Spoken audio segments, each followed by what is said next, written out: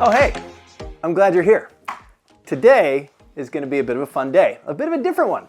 We're going to get into a few things that I really hold near and dear relative to management and management philosophy and leadership within an organization. All of you are likely leading people in some respect. I've had the good fortune of leading a lot of folks through the years and now leading a great company. And there's a lot of things that we got to think about. And I've had a lot of opportunity to think about them, and I'm looking forward to sharing them with you. Welcome to my desk.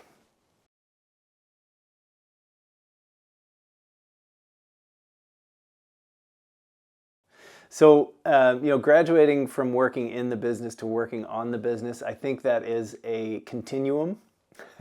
At one end, you're absolutely individual contributor or a manager of a department, whatever the case, and you're working in the business. And then over time, you may spend more and more time working on the business. As CEO of our company, having the time to work on the business is fantastic. Are there times where I still find myself working in the business? Absolutely. I continue to work with a few of our dealer partners quite closely, and that will never stop. I will continue to do that, and I think that adds a lot of value to my ability to understand their needs, but also understand our team members' needs, also understand what our team is going through. If I'm working in some of the systems or engaging with departments within the rest of the operation, I think it adds a lot of value to spend time in the business. Ensuring that you can take the time to step back from the business so that you can work on the business is extremely important. The idea, there's so many expressions, seeing the forest through the trees or getting to, 3,500 feet or 35,000 feet, I guess it is, to be able to see, everything that you need to see is super important. In fact, just today we were spending time with the team, and I shared a picture of myself in the woods with my iPad sitting by a river with the dog, and that I was doing planning. I was actually looking through our plan for our 5-year outlook, for our 5-year vision. And you have a hard time doing that sitting at your desk, being, pinged by different pings and dings that go off on your computer. So taking that time away to reflect on what's going on ends up being really important. One thing that I've learned that's particularly important relative to the departments that you used to run, the departments that are closest to you, right? As a former sales leader, as a former marketing leader, I can stick my fingers in the porridge a little too much. I can, be an extra cook in the kitchen and distract the business. Being conscious of that helps me to stay a little further back and enable our team to handle those things, enable our marketing leader to handle those things, enable our sales leader to handle those things.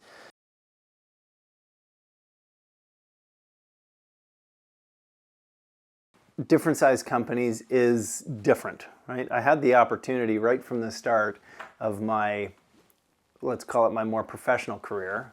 Rogers and Postmedia, which was CanWest when I joined and then changed to Postmedia, those were two really big companies.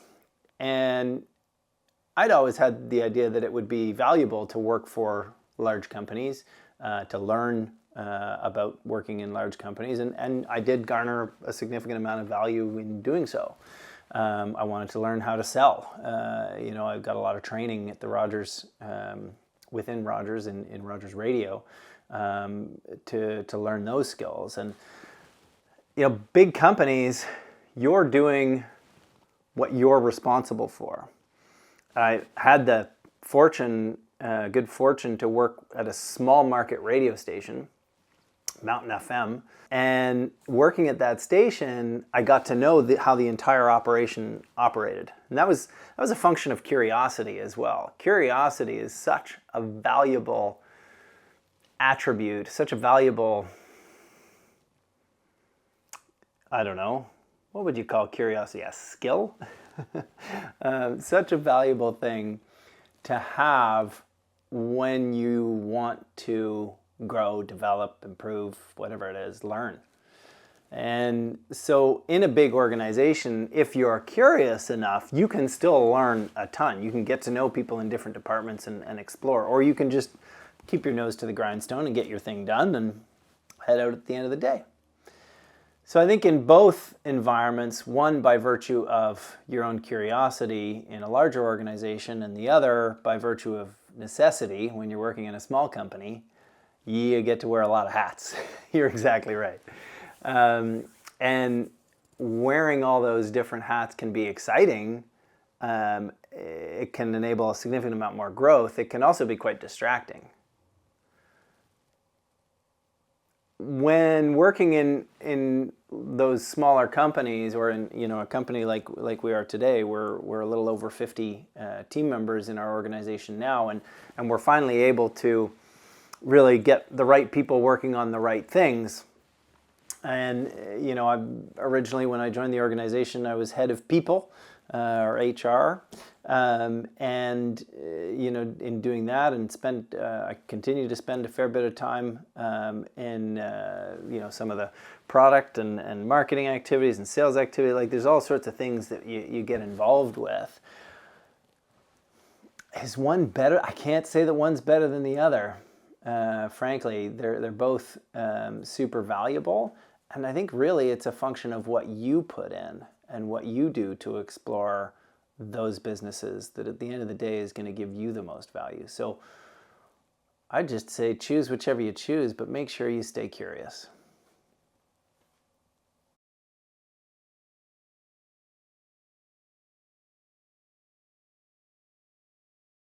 Trust the process versus results. And so results are keenly important. Results are vital to the success of any organization. And I've always had the philosophy of if the results are there, then success, or the right things are being done and the impact is being had, and that's what we need to think about most. The interesting thing is, results aren't the only thing, because you can have an asshole generate great results. And the impact of creating new rules or allowing people to circumvent the rules because of results can actually end up causing more damage than good. When taking the time to bring someone into an organization, the lessons that I've learned along the way are to really take your time making sure that you've found the right person for your organization, that the fit is there. And fit is this kind of innocuous thing sometimes, but when you can narrow down a clear set of values that you're looking for in the team members that you want to bring into an organization, it's far easier to get clear on fit. At Leadbox, we have a number of core values. We've really taken a lot of time to make sure that these values are held by our team members. We hire on them, we manage with them, we fire with them. And something like growth. We want people who are excited to improve, grow, develop, better themselves, better the organization. That's easy to learn about when interviewing someone, when going through the process and figuring out, okay, is this someone who really is working on themselves on a regular basis, is trying to develop their skills and abilities, whether related to the precise tasks that you've got in the role or not. Are they reading? Are they checking out podcasts? Are they finding different ways to improve things that they're doing in their home life or their personal life? Different ways to understand that can help you make great decisions relative to people. We can also ensure that as leaders in our organizations, we make it absolutely clear that our team members are the most important thing in our organization. By supporting those people, by caring for those people, and as a result, there's more trust. As a result, there's more care. As a result, there's more support to your customers that you're working with. There's more value generated by the organization simply by doing good, simply by being kind, simply by treating people how you want to be treated or how you should be treated.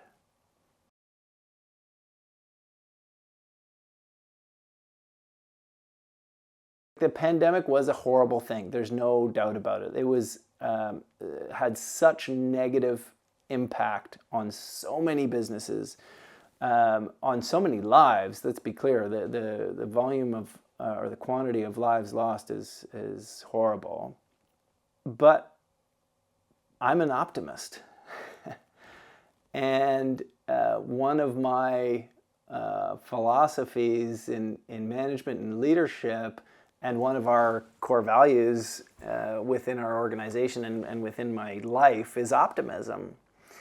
And the pandemic was, in many respects, a formative time for our organization. In many respects, a fantastic, a beautiful time for our organization, because it took our organization from being distributed in a few different offices. And it was strange. Everyone felt in some way and communicated to me that they felt subservient to another group in some way, shape, or form. It didn't feel cohesive. It didn't feel like a team. All of these folks working towards the same common goal, but without alignment. And I remember the first all-hands meeting that we had with everyone behind their own screen, with everyone working from home, from their home office, or from their bedroom, or from their dining room table, and interacting through the screen and realizing that finally we were all on a level playing field. And it was that little change that suddenly created this opportunity to unify the whole organization in such a way that everyone could feel the same value, that everyone could feel the same ability to contribute, that everyone feel the same ability to interact with one another. That wasn't present, that would have been more difficult in many respects to overcome if we maintained these offices. But the pandemic gave us this opportunity to really level the space in which we worked from, to put us all in the same place behind screens. The tough part of a pandemic is probably pretty obvious for most businesses. It has an impact on revenue. For our business, it certainly had an impact on revenue. The pandemic is one where suddenly you've got a whole bunch of folks that have uncertainty in the market. When you've got uncertainty, there's certain things that you stop doing. Most of the time, or some of the time, it depends. When there's significant uncertainty, spending on advertising can be reduced.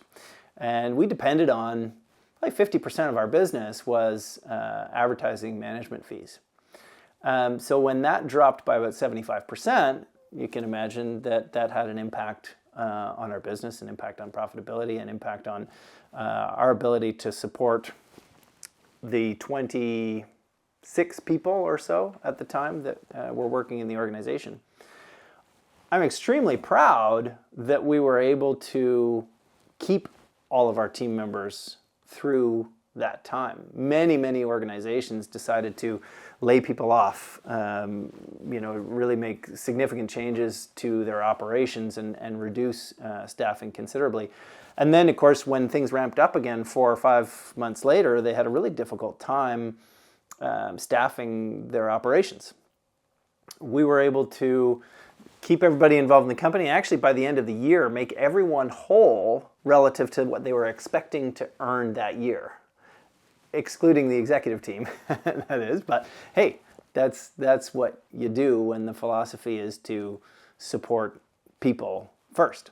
And as a result, we've got this, fantastic loyalty that continues. And I think that's part of it. Going through a tough time together as a team, you can come out the other side a whole lot stronger.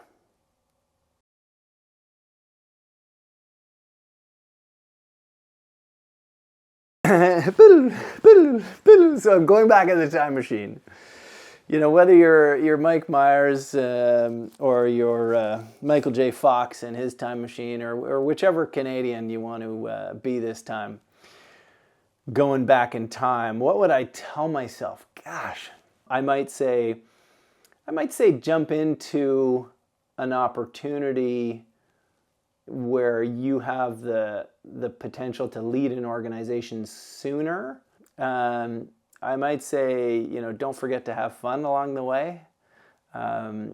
Being that I plan so much, I also have a streak in me that's very responsible.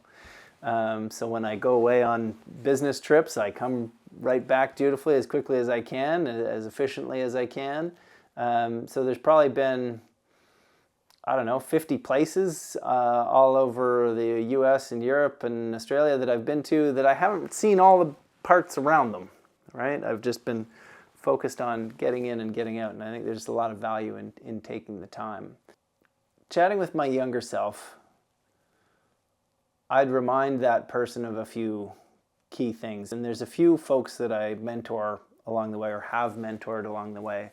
Actually, quite a few. It's something that I really enjoy. So often, people get distracted by nowadays by what they see online, by what others have, by achievements of others, that sort of thing. It's so prevalent now with social media. So I actually find I spend a lot of time helping people understand that these are all of the big, bright, shining experiences. They're not putting the crap on the social media feed. They're putting the wonderful experiences, the successes, whatever. So if you're, flipping through your stream, you're in comparison mode. You're comparing yourself to others, and that's just not healthy. So that would be a big piece of it. But the other part is the importance of relationships, the importance of family relationships, the importance of friendships, the importance of the relationships that you have along the way. Our value, through life, or how would I say value? What we end with at the end of the day, right? Like, you can earn as much money as you want, you can do as much as you want, and have all these successes, but if you're not surrounded by your people at the end of the day, at the end of every day, then you're probably missing out.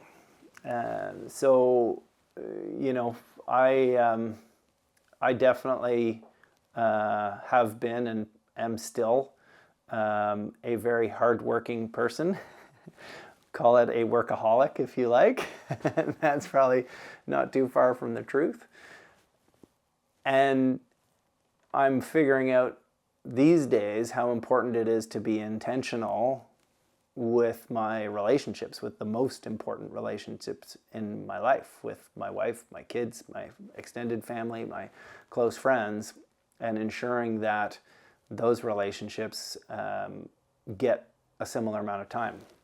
We put so much time into the business. We put so much time into our work. We spend so much time with the people we work with. Even in this environment through the screen, with all of these folks that we work with on the regular, I have more and longer conversations probably with my business partners and executive team than I get to have with my kids and wife on a daily basis.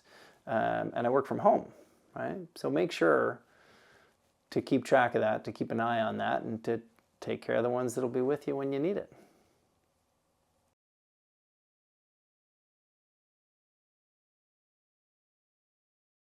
Who do I talk to when I need advice? The question makes me think of two things. And, no matter how successful, and I think that's an important part of it, at different levels of an organization, we can think that we need to have answers. Whereas, in fact, I believe we simply need to know which answers are the most accurate, which answers are the best or the most true. And so when I'm looking for answers, when I'm looking to figure things out, when I'm looking for advice, first I look inward. Our team, your team, any organization has all sorts of people within it who have answers, who are closest to the problem, who are closest to the issue that's looking to be solved or the challenge that you're working through. Let's look inward. Let's encourage people to share their ideas. Let's encourage people to bring their initiative to the table. This I've got this on my desk, and this is, you may be familiar. If you're familiar with soccer, you know the yellow and the red card, right? One of the things that we talk about with the red card is that this is like our Toyota red handle. The idea of on the shop floor, the Kaizen method of constantly improving and being able to pull that red handle and say, I have an idea. This process is broken and needs work, or this system could be improved, or whatever it is, but enabling your team members within the organization to bring new ideas to light. By doing that, by making it clear that you want to hear from people, and as the senior leader, you need to say it again and again and again for it to even happen once. Right? So it's our responsibility as leaders in the organization to make sure that our team members truly, deeply believe and understand that they can share their ideas, that we want to hear their ideas. And then when we got to make sure that we find those good ones and implement and make sure it's clear that we've actually taken their ideas to heart and made use of them. Right? So that's a really important piece of that puzzle. There's so many answers within the walls of your organization. So make sure you ask and make sure you listen.